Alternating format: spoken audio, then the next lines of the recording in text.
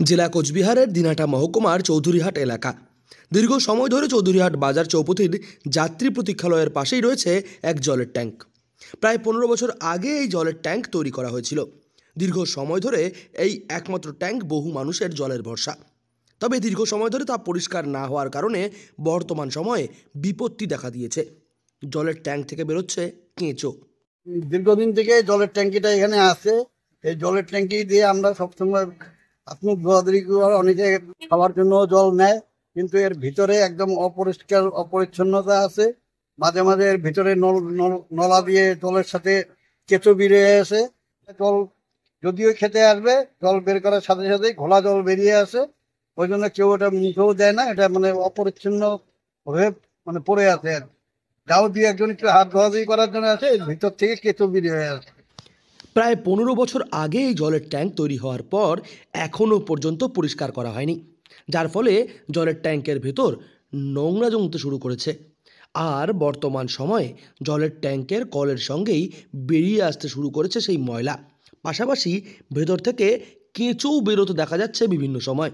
আর যার ফলে এই জল বর্তমান সময়ে ব্যবহারের অযোগ্য হয়ে উঠেছে। হাতের সামনে পানীয় জল থাকলেও তা ব্যবহার করতে পারছেন না মানুষ। পরিষ্কার টরিষ্কার হয় না, তো আমি শুনলাম যে কেঁচো বাড়িতেছে, একটু এখান থেকে বসে থেকে শুনলাম। তা কেঁচো বোধহয় ফালাই দিল নাকি, ওই ডাকে কেঁচো কি আজকেই প্রথম বেরোলো নাকি এর আগেও বেরোচ্ছে? আজকে বেরোলো। কতদিন ধরে এইভাবে পরিত্যক্ত অবস্থা পড়ে রয়েছে? ওয়াশ টোয়াশ হয় না, ওয়াশ টোয়াশ পরিষ্কার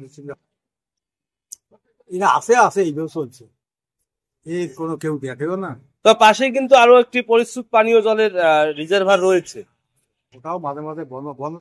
এই জায়গায় এই জলের ট্যাঙ্ক একমাত্র ভরসা জলের যোগানের। বহু ব্যবসায়ী থেকে সাধারণ মানুষ এই জল ব্যবহার করে থাকেন। আর বর্তমান সময়ে এই জলের ট্যাঙ্কের এই দশার কারণে এই জল ব্যবহারের সম্পূর্ণ অযোগ্য হয়ে পড়েছে। বারবার এই বিষয় নিয়ে স্থানীয় প্রশাসনিক কর্তাদের জানানো হলেও কোনো প্রকার সদুত্তর মেলেনি তাদের কাছ থেকে। এই বিষয় নিয়ে চৌধুরীহাট গ্রাম পঞ্চায়েত নরেশ বর্মনের সঙ্গে যোগাযোগ করার চেষ্টা করা হলেও তার পক্ষ থেকে কোনো প্রকার প্রতিক্রিয়া পাওয়া যায়নি। কোনো সময় জল পাচ্ছি না, কোনো সময় ওই যে ওইখানে পিছনে খুঁড়ছে পাইপ, ক্লিয়ার নাই, জল ঠিক মতো আসে না। এখন এইটা থাকলে অনেকের পাবলিকের খুব ইয়ে হতো। এই যে গরমের দিন আসলো, কতটা সমস্যা হতে পারে? কি বিশাল সমস্যা হতে পারে। বলবো যে আমরা উপরে করি, যোগাযোগ করি, তার কোনো এখন পর্যন্ত রিপ্লাই পাই নাই আমরা। আসে সাংবাদিকরা, আসে করে নিয়ে যায়। গরমের শুরু থেকেই জলের এই সমস্যার কারণে এলাকার মানুষ এবং ব্যবসায়ীদের মধ্যে রীতিমতো ক্ষোভ জমতে শুরু করেছে। কোচবিহার থেকে সার্থক পণ্ডিতের রিপোর্ট, লোকাল 18 বাংলা।